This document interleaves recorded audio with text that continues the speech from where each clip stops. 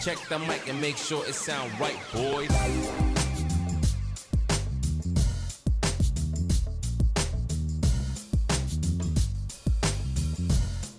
Hello, welcome to the ClosedWon Sales Show. If you're watching the repeat, feel free to fast forward.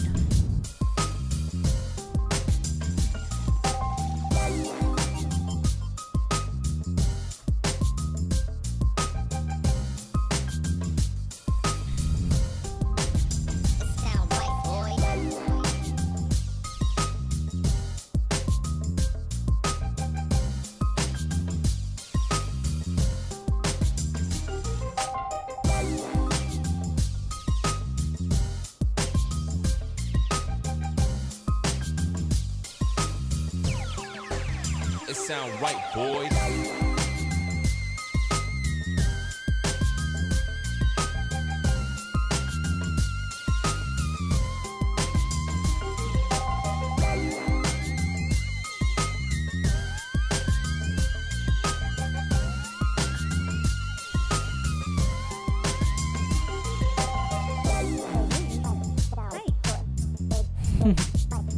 Welcome, Eric. Hello, Sean.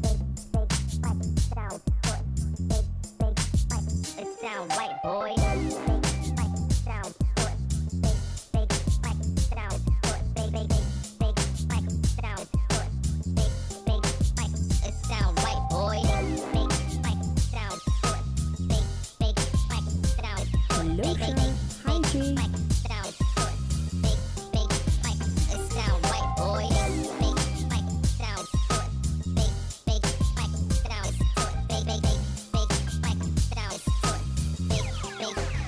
It sound right, boys. There you go. Not in the middle.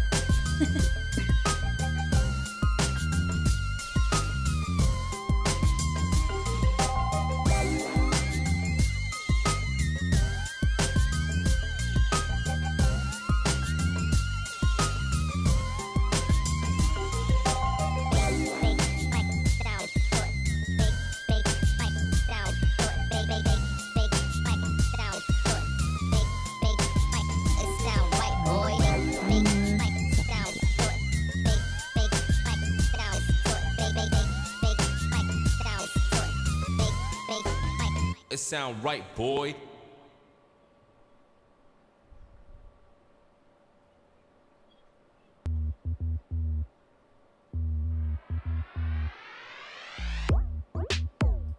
Here we go. Okay. If you started your own business today, how would you close your first 20 paying clients? Let's go.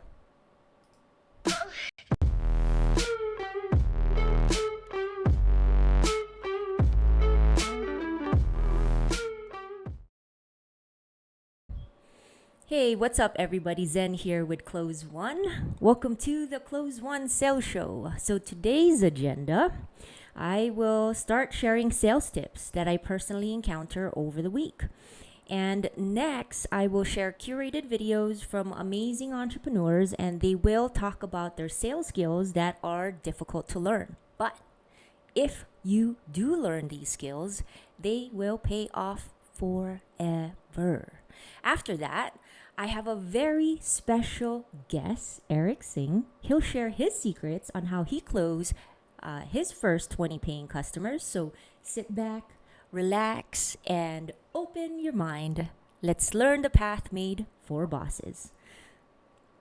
So our first sales tip, let's get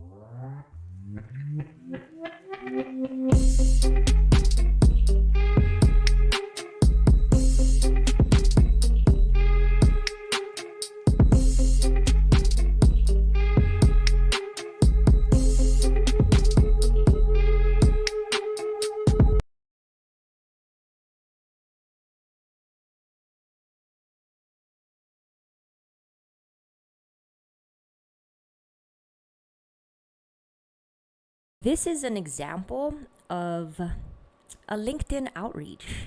And I'm sure a lot of you have been getting a lot of LinkedIn messages to connect.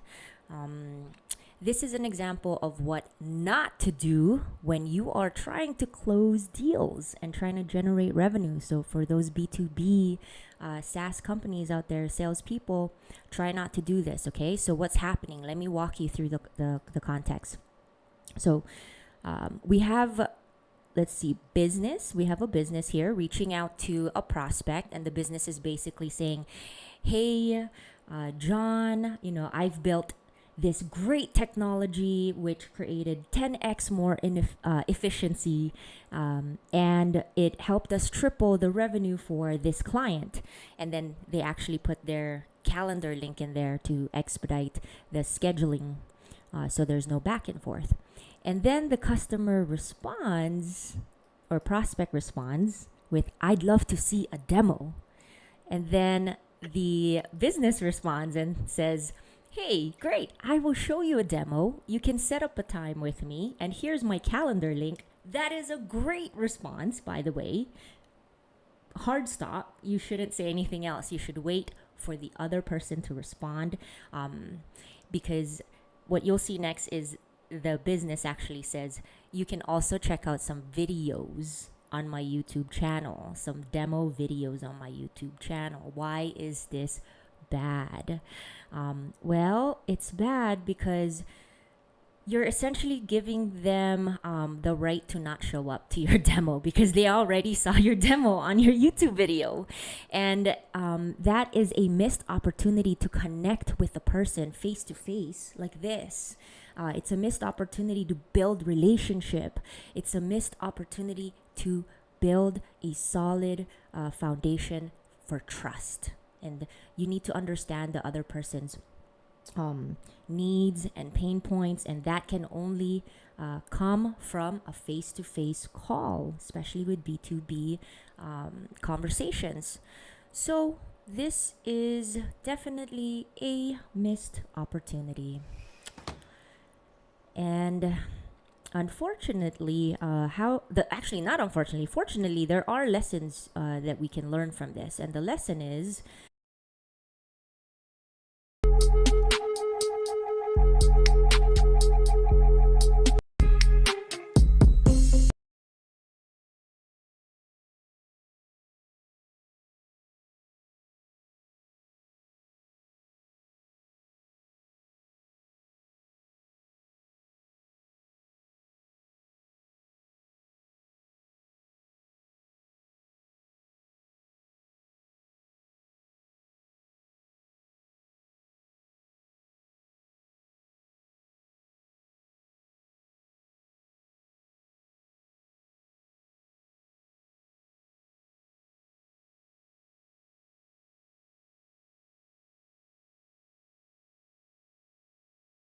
Nelson Mandela is a particularly special case study in the leadership world because he is universally regarded as a great leader.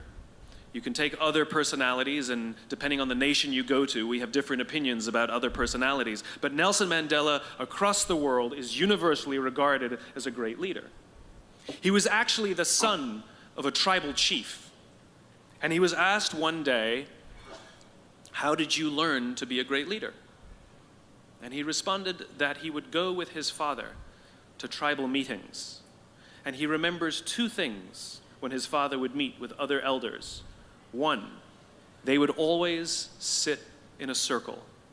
And two, his father was always the last to speak. You will be told your whole life that you need to learn to listen. I would say that you need to learn to be the last to speak. I see it in boardrooms every day of the week. Even people who consider themselves good leaders, who may actually be decent leaders, will walk into a room and say, here's the problem, here's what I think, but I'm interested in your opinion, let's go around the room. It's too late. The skill to hold your opinions to yourself until everyone has spoken does two things. One, it gives everybody else the feeling that they have been heard. It gives everyone else the ability to feel that they have contributed. And two, you get the benefit of hearing what everybody else has to think before you render your opinion. The skill is really to keep your opinions to yourself. If you agree with somebody, don't nod yes. If you disagree with somebody, don't nod no. Simply sit there, take it all in, and the only thing you're allowed to do is ask questions so that you can understand what they mean and why they have the opinion that they have. You must understand from where they are speaking, why they have the opinion they have, not just what they are saying. And at the end, you will get your turn. It sounds easy. It's not. Practice being the last to speak. That's what Nelson Mandela did. Yeah, that is a very difficult skill to learn. The ability to hold your opinion, the ability to think and listen intently prior to rendering your own opinion. That is very hard because I find myself nodding and like sometimes I will respond with I don't agree. Like I catch myself doing that. This is such a great tip. Enabling others to feel better by making them feel like they've been heard. This is a very solid approach to building trust. It's a solid approach to sales. It's a solid approach to closing deals, a solid approach to becoming a strong leader. So let's listen to tip number 3 by Mel Robbins. If you're living in the past, you're going to be depressed because you are rehashing things that happened to you that are not going to happen again. If you're living in the future, you're going to be anxious because you are anticipating what's coming or you're wishing for things that aren't happening yet. Being in the present is where the gold is. Being in the present moment is where you will have the greatest control, where you will feel the most at ease, and where happiness flourishes. There's a super tight connection between happiness and the ability to live in the present moment. A lot of people believe that happiness is tied to the things that happen to you. Not so at all. In fact, there is a professor of positive psychology. He's one of the grandfathers of the movement. He teaches at the University of Pennsylvania. His name is Martin Seligman, and he's studied happiness for decades. Now, one of the things that we've talked about a lot is that 40% of your happiness levels are preset by genetics. 60% you are in complete control of. And one of the things that this professor has discovered is that it doesn't matter what's happened to you. In fact, some of the people that have had the worst things happen to them, like people that have survived the Holocaust, are actually the happiest and most grateful people in the world. Happiness comes down to this right up here. It comes down to your thoughts, it comes down to your mindset, it comes down to your attitude, and you are 100% control of what you're thinking. You may not be in control of how you feel in the moment, but you can always, always, always, always be in control of what you think. And that will change how you're feeling. One of the most powerful things that you can do in terms of think, and this gets back to Strick's question, is how do you be present? Being present is literally nothing more than the skill of having your thoughts be in this moment, not in the past, not in the future, but right here. The way that you teach yourself how to do that is that the moment that you catch yourself being distracted, the moment you catch yourself starting to worry, the moment you catch yourself drifting to the future or drifting to the past, that's a moment of tremendous power because you basically just woke up. You basically just noticed that you're not here in this particular moment. So use that wake-up call, 5, 4, 3, 2, 1, and ground yourself in this moment. The best way to ground yourself in the moment is to look for something in this particular moment that you can savor. Now, I'm using the word savor on purpose because it's the word that psychologists use to describe what happens when you find something in this moment right now, right here, right now, to focus on and to appreciate. It could be literally the questions. These are printed out questions from people on social media. And if I were to stop and look at these and savor them, what I would feel in this moment is a tremendous amount of gratitude because people are taking the time to write. And that makes me feel incredibly grateful. And it also makes me very happy because it means that the folks that are writing are taking control of their lives and seeking out the information that they need. Another form of savoring that we can all relate to is eating. As you're eating, instead of drifting to the future and thinking about all the things that you need to do or hanging out in the past and rehashing everything that's happened during the day, be in this moment, in this meal. Slow down. Think about the food that you're eating. Think about the people that you're sitting with and how you feel about them. And if you want to take it up a notch, actually acknowledge them. Hey, this food tastes amazing. Thank you for cooking. Or I'm so glad to see you and that we get the time to have this meal together. Those small, simple acts of savoring are how you expand your happiness inside the present moment. So, how do you be more present? Simple.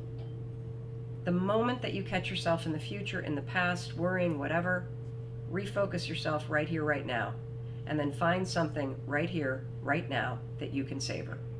And when you do that, you're not only going to be present, you're going to feel more grateful, and you're going to feel a little boost ahead. I love it.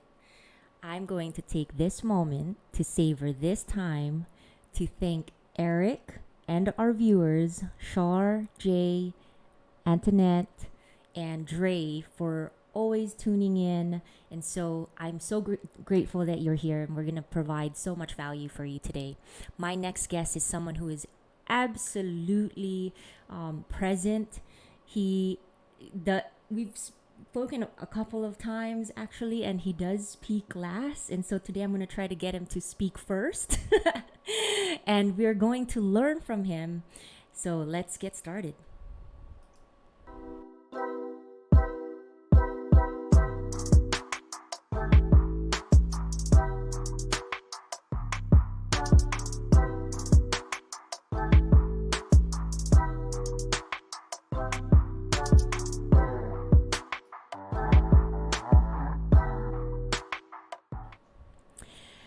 Eric Tsang is the CEO and CTO of Toasty AI. Toasty is on a mission to build meaningful connections between people around the world. He's built a video meeting platform. So far, Toasty has helped over 2,000 organizations and users enjoy video meetings, and Toasty has raised over $3 million to keep up with the growing needs of our virtual platform. Today, he will teach us and break it down, essentially how to get your first 20 paying customers. So please help me welcome Eric Tsang.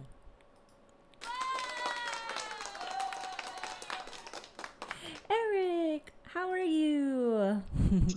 Hey Zan, glad to be here. Very excited. Love your show. Your setup is amazing. So Welcome. Yeah, thank you so much for the feedback. I love your background as well. Very minimalist. It does remind me, I visited Japan a couple times, and so it does give me that vibe.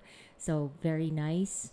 Tell me about, let's get started on your origins and your inspirations. Tell me how, actually, let's take it all the way back. Tell me where you were born, tell us about your childhood, your story, your teenage years. How did you become such an entrepreneur? How did you become a developer? Like, walk us through that journey. yeah, so if I actually, so I was born in Hong Kong a while ago, and I spent my first 10 years in Hong Kong. So my childhood was here. I did the first few years of primary school in Hong Kong, and then my family moved to Vancouver, Canada. So I spent half my life there in Canada growing up. So I did software engineering in university. I kind of skipped over the teenage years, but I think so. Yeah, passion-wise, I was into sports at the very beginning. I was quite fast, I guess, as a kid. So I loved soccer, and I grew up playing that one. And basketball was also my kind of close second.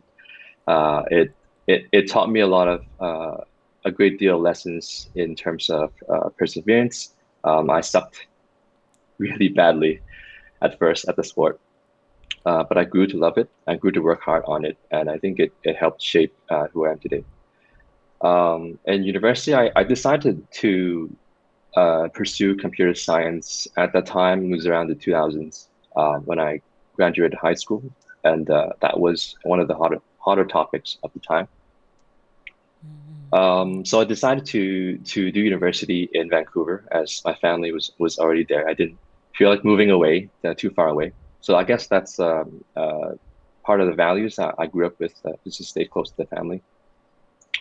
And then after my university years, I started my job as a software engineer. And I didn't know very much. I had to work very hard. I was fired from a software engineer job before. That did not feel good at all. But I learned with every step of the way, and I started to look broader and into what other people are doing. I remember, like it was yesterday, it was 2005. I saw a CNET article. I don't think CNET is such a popular website these days, but Mm. it talked about the Facebook. They were called the Facebook back then. Yeah. So it was talking about Mark Zuckerberg and how Facebook grew tremendously to, I think, around at that time 2 million users, and all they really had was a PHP site. That really Yeah. it took me by the collar, so to speak, and really like woke me up. Like, hey, you can do it if you really put in the work. Little did I know that while that was true, there's still tremendous amount of work to be done, and a lot of lessons to learn along the way. But overall, it was worth it. I never regret a single moment of the entrepreneur journey. And since then, I've had a lot of failures, a lot of lessons learned along the way. I've met a lot of tremendously talented people. So it's been good. Yeah. Did you see the CNET article before or after you became an engineer? After, because After, I okay. graduated around the same time. Yeah, I was actually Okay. at a co-op position while I browsing around and found it. Yeah. Got it, got it. The reason I ask is I'm wondering what led you to become an engineer in the first place? Like, because I remember when I was a kid, we had those big Mac, those ugly computers. It was huge, and you only had like such rudimentary ways of moving this turtle around, and you had like a design software that you essentially played with, and that was it. That was my experience as a kid on a computer.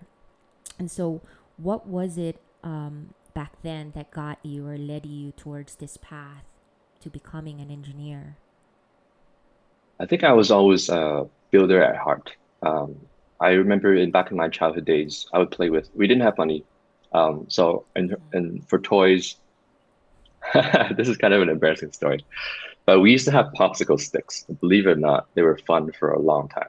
All I had was popsicle sticks and white glue, and I had to imagine a world where I could build stuff with it. And we built, my brother and I, we built guns. I don't know why. Maybe it was like Well, boys because it's a back stick, then. right? I mean, It was a stick, and I figured that you could make a barrel with popsicle sticks, and you could use elastic bands as the trigger mechanism. So I thought, hey, it was really cool, and we made pillow forts and all that. We had a great deal of fun. But I think I was really a maker at heart. Even though I mm, didn't have my hands on a lot of tools, I would draw them out in pen and paper was the tool back in those days, and I would just draw designs of okay, what kind of house would I want? What kind of mm, things would I imagine the world to be? So I at a very young age I had a really active imagination, I suppose, and I kept at it. I never really gave it up. And I thought being an engineer meant that you could bring a vision into reality. mm. That really captivated me. So it got me in, yeah, to be very interested in that topic, and Yeah, I kept going. Yeah. it's so inspiring because the kids nowadays they have all of these technology, all of these tools that they could play with, and I guess it's a way for them to be more makers as well. They could start creating their own software or apps. But I do recall, and I can relate to your story as well, because as a kid, I didn't have toys or anything, but I do remember catching spiders. So another embarrassing story. Me So I too. remember catching spiders, and so that was like fun. That was fun back then for kids, I guess, when they were outdoors. And so now I'm a salesperson. So if I were to relate that to what I'm doing now, I was kind of hunting back then, searching for things. And now I'm kind of also doing the same thing. So a little far fetched, a little analogy there, but I do get where you're coming from. I do understand that, like having a really strong imagination, creating things out of just paper, right? So we used to make those paper planes. So I see and I understand that. In regards to your failures, I want to move into that topic. You mentioned that you were let go as when you became a software developer. Are you what happened if and what were the lessons that you learned from it, if you're comfortable in sharing? I'm very open, very open. So it was the only job ever that I got fired from. It was really so it was I'm dating myself a little bit, but it was when Ruby on Rails was a new technology. It was back then I was trying to learn it. I didn't pick it up fast enough, I guess, for the client projects. It was a software development shop, and we were basically we need to get up to speed rather quickly to help save a client project that was behind schedule. So it got me. I mean, I had my first glimpse of the type of business of being a software development agency and kind of the pressures that you can be under. And I figured I didn't want to be in that position for the long term. I think it was great to have that experience, to know what people were using. It was also my first experience using a Mac. I was a PC person before that, but it was because of the job, and I had really good people as my seniors. They were really helpful. They were trying to help, but at the same time, they were just super swamped with trying to save that project. So it didn't work out. That I cried, but that was that. It was the first heartbreak in terms of the career. But I realized that it didn't matter in the long term. It was just it helped shape you as a person. It shaped me as a person. Right. To learn from that. Yeah. Right. And you kind of learn what not to do so early in your career. What people are Yeah, I looking mean, yeah, I learned to not apply for jobs I don't have experience in, I guess. That's one way to look at it. Yeah. Yeah. You'd be surprised at how many people out there try to apply for things that they're probably not qualified for, but they're eager to learn. Yeah. And so, what moving into your next phase, becoming a founder and starting your own remote company, what are some of the lessons that got you there? What are some actionable tips for our viewers, for those who are transitioning from a full-time job to building your own company? Yeah, so there were a lot of failures, and I realized it's the way that we started off. It was tough to transition into that topic. So let me try to fill in the gaps a little bit. I think so. How I transitioned from a software engineer to a founder, it began where I saw that CNET article about Facebook. I was determined. I wanted to do it. I was 21 at that time, and I told myself, I wrote it down. This is my decision. I am going to be an entrepreneur, no matter what, no matter how long it takes. So that was the determination part. And I knew nothing. I was a blank sheet of paper. I had no experience, no entrepreneur experience. My family did not come from I did not come from a family of entrepreneurs. I didn't have anyone to look up to, so to speak. And so it was a long journey. But I think I started off with believing that as a software engineer, I could just build my way to a startup. And while that's somewhat true, that's really not true. It's really, there's a lot of obviously, it's obvious to you because you come from a world of sales, and when you haven't really given it enough thought in the beginning and you're building a solution for no one, that really hurt.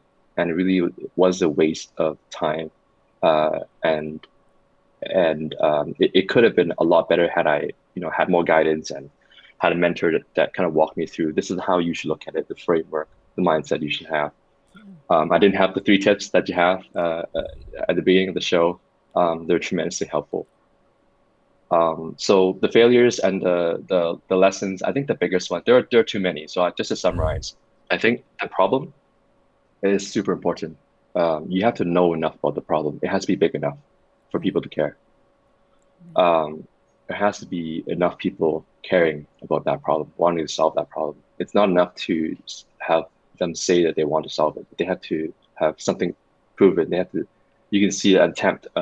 They're trying to solve it by buying a solution or by hacking a solution together or by searching online. These are varying degrees of validation, but you got to find that soon before you build anything too substantial. I think one lesser talked about point is that you yourself have to resonate enough about that problem. Right. Because I find that in startups, it's a tremendously difficult journey if you don't have the kind of inner motivation and purpose and conviction that this is the right problem for you to solve right now. You're gonna find a lot of ways and reasons and excuses to give up. And if you give up, you by default will lose. And if you don't give up, there's still a shot. So it was always like that. So I think to summarize, lessons learned: just don't overbuild. Always validate every step as you're kind of seeing and learning about the problem and learning about your customers.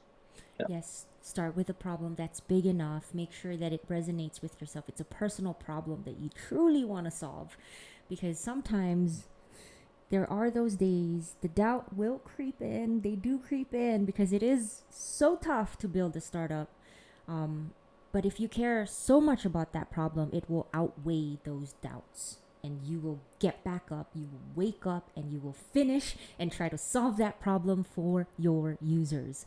So very hard, but again, it starts with that passion and that conviction, the strong conviction. So I'm gonna move into the do not section here. So what are the do not do these things when you are building a startup culture? So you've built 2 companies so far. Share like 1 to 3 things that are like must not do, and if you catch yourself doing it, 5, 4, 3, 2, 1, like Mel Robbins says, wake up. Yeah, I think I mentioned one at the beginning, or for not overbuilding before validating. I think that's one. I think something that is related to that is you tend to believe your own bias quite a bit.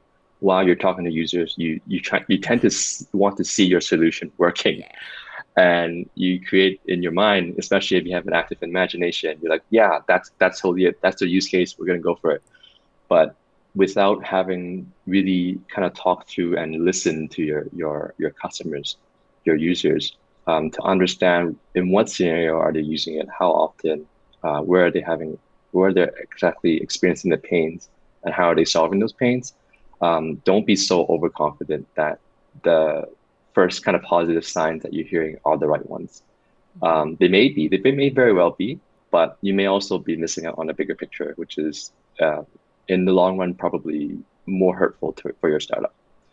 The other one would be listening to a user's solution suggestions instead of the problems. We read this book together, the team at Toasty, called The Mum Test, and I'm sure a lot of you guys have heard of it. If not, go check it out, or at least check out the summary. It's a great book, and basically it talks about how to really talk to anyone as a customer and really be sure that your data is not biased, right? The information that you're getting from them is not biased. So it's really important one of the key points I found was don't listen to their solution yet. Listen instead of the problems, the why, dig deeper, several levels deep. Some people say 5 levels, maybe that's too much, but at least 3 levels. So when you've asked the why question in several ways, think of it like you're in love with the problem, and you're just trying to, it's a sphere, and you're trying to get all the angles you can around it so that you can appreciate everything around it. What happens before, during, after, in between, what happens instead of this. So when you've had the full appreciation of the problem and the feeling, the psychology behind it, what the customers are feeling at each point, only then you will know that you're actually the expert now, and your solution is going to be superior to anything that the customer says that they want, right? So we don't want to build things that they say they want but they actually don't want. That's Right. danger number 2. I think the third one is premature micro optimization. In marketing, there's a lot of talk about A/B testing, optimizing your landing pages. while that is useful at the very, very beginning, it's actually what you said. If you send people to videos, it's a missed opportunity because you don't get to see them face to face. You don't get to ask them the whys. You don't get that the nonverbal cues. You miss out on so much. So the part about micro optimization is going too technical too quickly. Going into GA, going to Google Analytics, setting things up, all these tests. This is 10% better. But is it? Like, have you actually tracked through the funnel? Have you talked to enough people? I think at the very beginning, in the early days, it's more qualitative. The data it's more important than the quantitative. So I think those three would be the ones I would talk about right now. Yeah. Interesting. So, wow. Okay. So then, give me an example of a qualitative metric that you're measuring versus a quantitative metric. I'm thinking quantitative would be like the screen time, open time of your product, where you go into the Google Analytics, click-through rates, the types of demographics that check out your product, download your product. Or are you maybe tracking- I should word it better. I think I should say that while it's more important, you still need to look at both. It's the mixture of both that tells the whole story. So don't only rely on the quantitative numbers because you might be missing something. It may be a missed opportunity of somewhere that you just don't know. Yeah. Got it. Yeah, this makes complete sense. And that brings us to the topic of getting your first 20 customers. Now that you've done some user research and sat down and understood, what is important to them on 5 different levels. In the sales process, for me, personally, I like to ask why at least 3 times. Like, I intentionally ask why. Like, the first question I would ask is, why are you here? Why are we speaking? Like, and then they'll tell me, they're like, well, I have pains and this and that. And then the next question I will ask, why do you have those pains? And it's very simple. And then they'll jump in. They're like, well, our leader, it's a legacy flow. I adopted it. There's nothing I can do. And now I want to change it. And then of course I would ask another why question based on the things that they say. And that really gets me deep.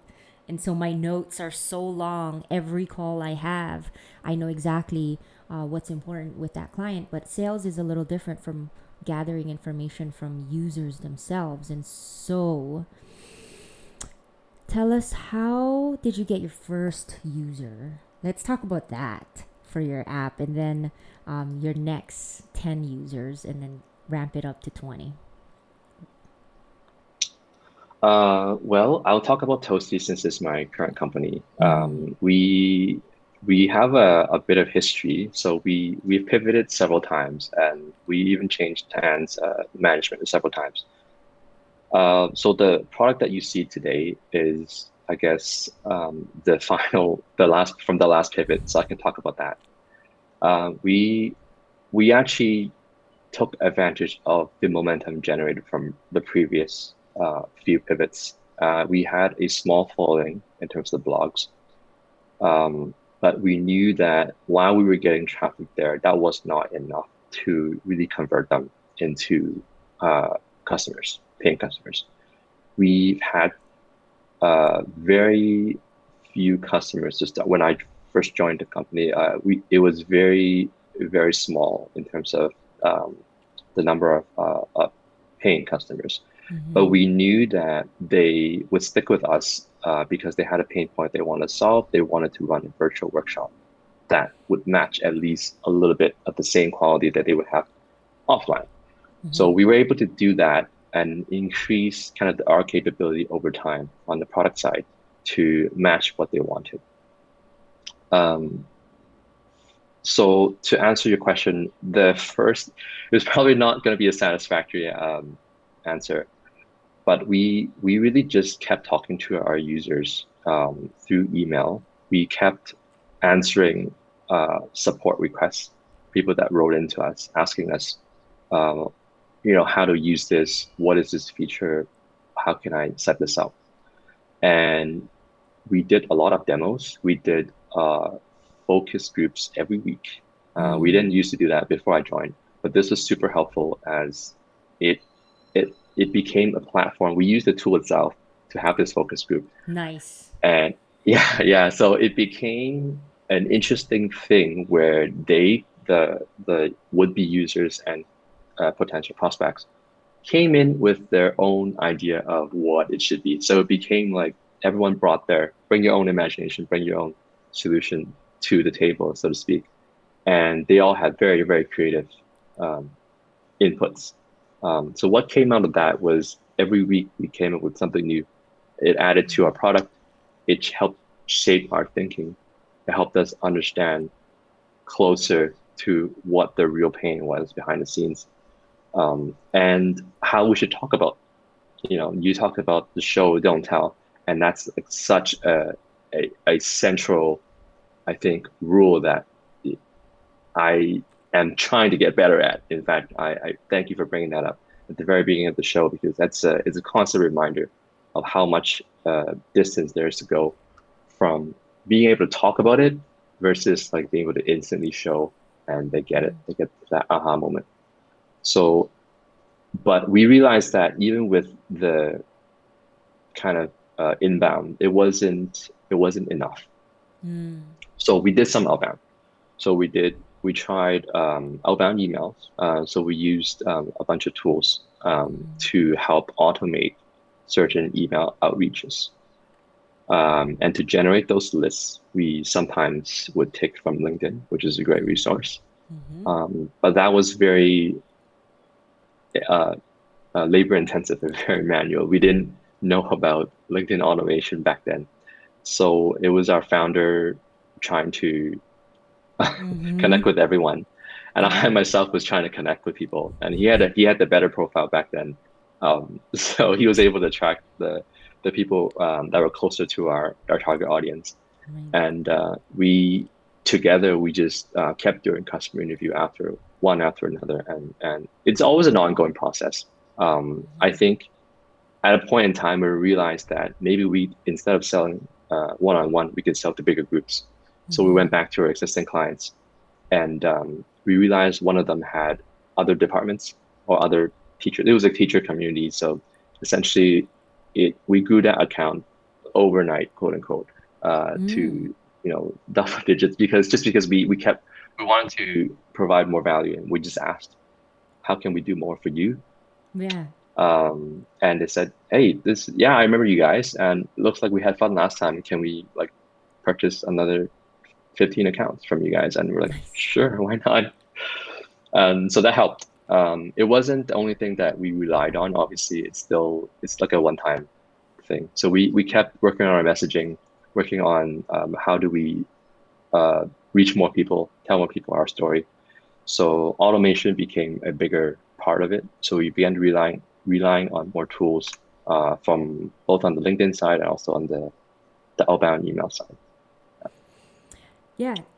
Before you started that, you started off saying it might not be a satisfactory answer, but that's actually a great answer because you dropped a lot of great strategies. And the one strategy that I haven't heard yet is the focus groups. I don't think people do focus groups anymore. They still do that? And this is the power, because focus groups, those are town halls, right? Like this is where people meet to share ideas. Like this used to happen pre-COVID. And what happened in COVID? Everyone's in quarantine. We can't meet anymore. And so your solution is the perfect solution to have these group of minds coming together, global brainstorming. You can be from anywhere in the world, and you can literally have and learn from another person, the way we are right now. And so, how are definitely. you a little? I'm gonna try to drop Zoom actually, because I'm curious, and I'm sure you get this a lot, because it seems like you're kind of going after some of their market. They're behemoth. I mean, it's a large market. I mean, everyone needs to be online. What are some of your differences with Toasty versus Zoom, so that our audience knows the difference between your platform and theirs? Yeah, I think actually a great question to the next question.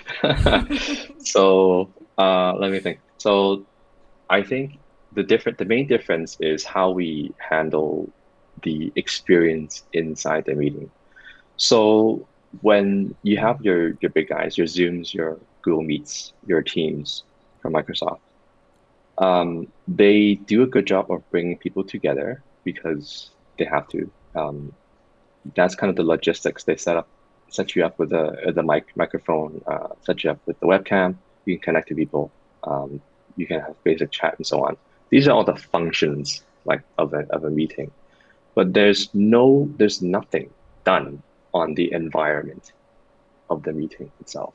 There's nothing done about the process of what goes inside. It's a black box. They throw you into the black box, and you have to be the one to run the meeting. Right? We've all heard of Zoom fatigue. Okay, that's just it's a name, but any kind of video meeting is prone to this condition, which is people are tired of staring at a screen, and if they don't get something refreshing, our attention span, it's who we are as humans, and if we don't change the environment, if we don't pay attention to it, even despite the best efforts, we will lose focus. We will just not be attentive. Yeah. We try to solve that problem for a variety type of meetings, especially workshops right now. The problem is engagement, how to get and keep people engaged all the time. So we found a very simple solution. In fact, it's really just to column them within the interaction itself. So we have a way for hosts to pre-plan what goes on inside. So the host can design an environment where you can make use of breakout rooms. You can make use of polls. You can make use of questions, discussions, cards, etc., to engage, to keep the people focused on the topic, to mix it up, to have a variety of interaction inside. And when people hear it, again, this is the telling part. This is not effective. When people hear like, yeah, that's nice, but is it really like worth it? You wouldn't know until you experience it. And that's why it's so important. Like I think we could do a lot better at, and we're trying to do that as as we speak, is how do we show that even more, show the value up front so that there's as little time as possible from getting to know about us, getting to hear about us, to experiencing that value. Recently, we've done that. We've launched something we call an autopilot session, which in essence is participant driven. As you're joining a session, you can run the activities on your own without a host. So you can experience what the host designed, but you can experience engagement right there without any effort. So having the environment done for you, it's a new experience for sure. But it's a good one from what we heard from a lot of customers and users. You have to give me a demo of Toasty one of these days, because as a salesperson, I know exactly what you're talking about. I'm on back-to-back calls with Zoom, and I always try to engage with them with a Q&A. So call and response. Sometimes I say, so is this clear? If it's unclear, let me know. 1 to 10, are you certain about like where the solution and things like that? So I have all these polls that I'll ask, but most of the time they won't respond, right? They're on mute. They're probably doing something else. And so actually my wife in the background, she'll say like, how come they're not responding? You ask that question, but nobody really responds. And so I have to just continue because it's like awkward silence. So I know exactly what you're talking about with engagement. There is a problem that lives inside of Zoom meeting today. And if you don't have that kind of agenda, you don't have that kind of control, you don't have that kind of presence, you will lose attention. And that entire meeting, 30 minutes, 5 times a day, you just lost your day if you don't have a call to action on exactly what you're going to do with that meeting. Like, what is the purpose? And so great problem to solve. I'm very, very excited. And so I am going to take you to the next question, which is, you did write a book about meeting right virtually. Tell us about the principles, the guiding principles about meeting right virtually. Yeah, so it's an interesting. I hope I saw in the comments that my volume is a bit low. Maybe I have to speak up a little bit. Um, so let me think. So the Meeting Right Virtually is an ebook that I wrote last year, out of necessity. It was literally every day as I was working on the product. This book or the concepts in the book was pounding in my head, like it's wanting to get out, right? It's like, let me out. Um, so I tried looking for something similar. Like, what are people talking about in terms of meetings? I looked at Harvard Business Review. I looked at a bunch of other resources that were so-called kind of the experts, but no one really talked about what happened inside the meeting, the environment, right? Being the number one factor in shaping us. So it's like out of necessity that I need to write this message because it's not out there. So I decided to write it. And basically the guiding principle is that, well, aside from the alone time that we all have, every other interaction is a meeting of sorts, whether it's an in-person meeting or virtually. And virtually, the meeting is not done right today. It's just not done right. So I ended up writing, it was very tough because it was my first book ever. And I had to write down thoughts. And I knew like they had to be out, but they were not in any like nice order that would make sense to anyone. But I wrote it out anyways. I just wrote furiously in Google Doc.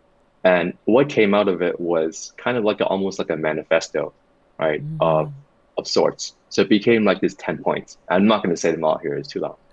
But essentially it's talking about meetings is a big part of life, and we shouldn't downplay that. It's especially meeting that virtually with COVID. Back then was very it took over all our lives essentially, Right. all over the world, and it's not something that we can just simply ignore and hope that it will get better. Instead of hoping, I think we need to take steps into realizing that we have a problem. It's been forced down upon us, yes, but we have the opportunity to respond. And we have the opportunity to make it better. So that book was kind of a call to action to all team leaders, saying you can actually take charge of your meeting if you pay more attention to the environment that you're setting up. You don't have to use Toasty. You can set it up your own way, but make sure that when you're running your meeting, whatever that is, your environment is right and you're engaging people as you're doing your meeting. It doesn't matter if it's a team meeting, sales meeting, focus group, anything. Yeah, definitely. Engagement. That is the key. Engagement. If you don't have engagement, you can have meetings, you can be on like the show, for instance. If we don't have the engagement, someone just said the volume was too low, we had to respond right away. This wouldn't be a meaningful live stream if people didn't ask questions, right? And then when we didn't answer them, it wouldn't be a meaningful connection. And so engagement to have meaningful connections, I think we're moving into that kind of world, because back then you were right, we were on back-to-back meetings, and sometimes those meetings had no mission whatsoever. There was no purpose, and you're just in there, you're like, so what is this meeting about? We went through the KPIs, great, what was going on again? And you just end up just fooling around. This happened a lot. I've had it a lot of startup environments, and I know exactly what you're talking about. So I'm excited to read this book. So if you haven't done so, to our audience, Meeting Right Virtually by Eric Tsang, check it out. It's on Amazon. Not on Amazon, no. It's an ebook. So it's really just a PDF. It's a short book. You can find it on our website, toasty.ai/meeting-right-virtually, or you can just go down to the footer of toasty.ai website to find it. Okay, I will make sure to add that into the description box. Let me go ahead and play. Actually, before I ask my last question, where can we find you? LinkedIn is pretty good. I think you'll share maybe my link in the description. and a Yes. couple ways to contact me. I try to be more active on Twitter as well. I suppose email is also good. You can reach me at Eric, ERIC, at toasty.ai. Perfect. Don't spam him, okay? So also reach out at ECTSANG. So EC Sang at Twitter. All right. So let me play the sales tip of the day, and then we'll ask our last question. Here we go. Sales. To see the clouds. This is about rainmaking, about sales. These are the things I learned about sales. First thing is, let 100 flowers blossom. This I stole from Chairman Mao, although it's not clear to me he implemented letting 100 flowers blossom. 100 flowers blossoms means that at the start of a company, you'll often see your people who are not your intended customers using your product or service, and they're going to be using it in ways you didn't anticipate. Many entrepreneurs go crazy. My God, the wrong people are buying our products in large quantities. What are we doing wrong? Let's get marketing and sales in here. We need to reposition the product because we know who should buy our product. Well, that's categorically stupid. Fundamentally, when you see this happening, first of all, take the money. Take the money. There's two theories in engineering for revising a product. One is you go to the people who aren't buying your product and you ask them, why aren't you buying our Macintosh, Mr. Fortune 500 CIO? And the CIO will say, you don't have a letter quality printer driver. You don't have Lotus 1, 2, 3. You come back to the lab, you convince Lotus to do it. You get a letter quality printer driver. You go back to the Fortune 500 CIO. You say, all right, we listened. Now there's a printer driver. Now there's 1, 2, 3. They still won't buy it. They still won't buy it. The other theory in engineering is you go to the people who are buying your product, Mr. Desktop Publishing or Ms. Desktop Publishing. Why are you buying our product? Because it's WYSIWYG, because it's high resolution printing. So you come back to the labs and you say, wow, people are buying our product to use it for desktop publishing, not spreadsheet, database, and word processing like we intended. And what do they need for desktop publishing system? They need bigger monitors. They need higher resolution printers. They need higher resolution monitors.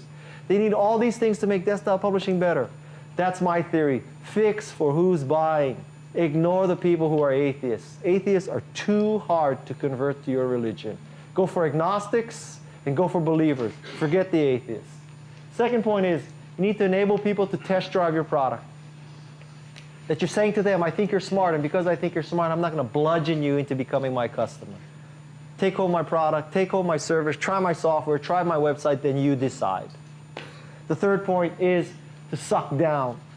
One of the fundamental shortcomings of sales training is that you think, or many people think, that selling a new product is about sucking up. You need to suck up to CXO level people, suck up to a CIO, suck up to a CTO, suck up to a CEO, a CMO, sucking up to CXO level people. It has been my experience that particularly from a tech startup, the people who truly make the decision to try a product or service are not the people with CXO, vice president, or director level title. They are the people who are administrative aides and database administrators and tech support people. They're the interns, they're the summer hires. They're people without titles. They're the people who really do the work, however. And so if you want to be successful in sales, you have to understand something, that in most organizations, the higher you go, the thinner the oxygen, and therefore the more difficult it is to find intelligent life, right? So if you dedicate yourself in a sales effort to sucking up, you'll be sucking up to the dumbest people in the organization. You need to learn to suck down, and you need to learn to suck across, because that's where the decisions are made for a high-tech startup. Suck down, suck across, don't just suck up.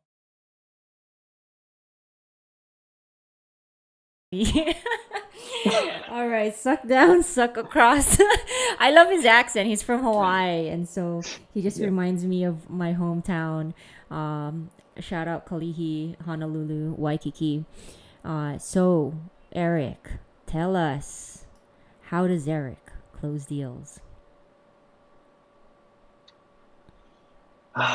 So I think for me is that I have to stay true to who I am. I know my strengths and weaknesses. And what I am truly at heart is a problem solver. So for me, the most effective thing that I could do to close deals is to show that I'm a problem solver. I show it by listening, right? That's like the second tip. Asking questions, finding out about the problems all around, right? All 360-degree look inside it.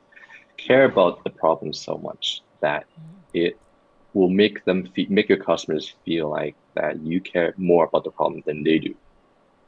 That builds trust. And when that happens, whatever you suggest, they say yes. Yeah. Of course, it's not just what you say, it's what you do to prove. Show that you've done the homework. You make a demo room, do what it takes to prove that you are thinking about them more than they're thinking about the problem. And here are the steps, right, of ABC that I've done for you. I've thought on your behalf. I've cleared this path for you so that you can reach your goal, whatever that goal is. So for me, it came down to that. There were a lot of other things that I tried that I was not as effective. For me, being a problem solver, showing that I'm a problem solver, showing that I listened hard to their problems, and my heart is with them, that I'm solving their problems. That wins them over, I think. Aw, don't be a salesperson, be a problem solver.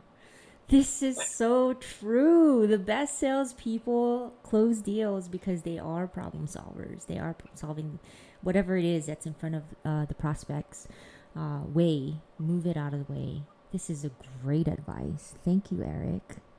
Savoring this Thank you. moment. I am as well. I'm savoring everything right now. Stick around. Say hi to our audience, and I'm going to do a closing outro. Okay? Here we go. Sure. So, closers, I hope you enjoyed learning more about Eric and his journey to becoming a successful entrepreneur. Imagine coming from Hong Kong, moving to Vancouver, playing with popsicle sticks as a kid, becoming a software developer, going after a technology behemoth, Zoom Technologies, building a virtual meeting platform, raising $3 million to solve an engagement problem that we have in our virtual world. I believe that this is a journey that you can go on, and that the biggest mistake you can ever make is to live in the past or live in the future. Refocus. Savor this moment. In the following weeks, we have Tina Cheng, David Smook, and Amanda Greenberg all queued up to share their secrets on building a successful startup, so be sure you subscribe. Until next time, keep on closing. Peace.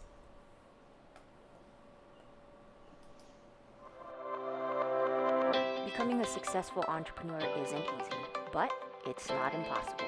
Subscribe to my channel today, and together, let's figure out how to grow.